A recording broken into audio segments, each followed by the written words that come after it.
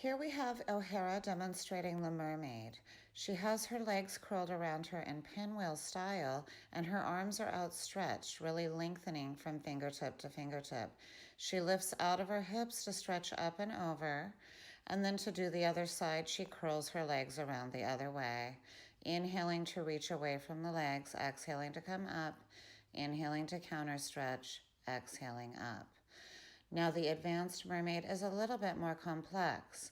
She's going to stack her legs on top of each other here, and then she's going to extend her arm, coming up to a side plank and lengthening out through the legs.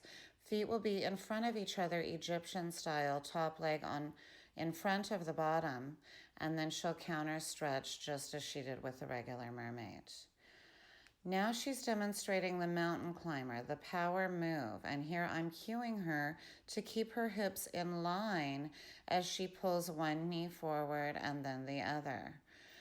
Really pressing the floor away from her and keeping her vest of muscles activated. She's also lifting from below, knitting the bottom two ribs together and trying to engage the upper abdominal wall. Here is the peeled back version of the mountain climber, using a chair so that she doesn't have so much pressure on her wrists. She's finding her plank position here with her legs outstretched and lifting one leg at a time to mountain climber. So now we're doing our single leg circle. Hips are nice and anchored, and she's rotating around the hip joint as she circles the leg around. Her body stays nice and steady, and her extended leg is really reaching long and anchored down into the floor behind her. She switches directions after 5 rotations, 5 and 5 in each direction, and she's maintaining a level of zen despite the kids playing behind her. To do the advanced single leg circle, I always start with a crossbody stretch.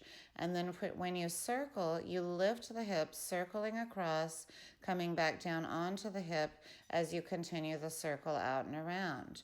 So it's a twist through the waist, really activating the oblique muscles.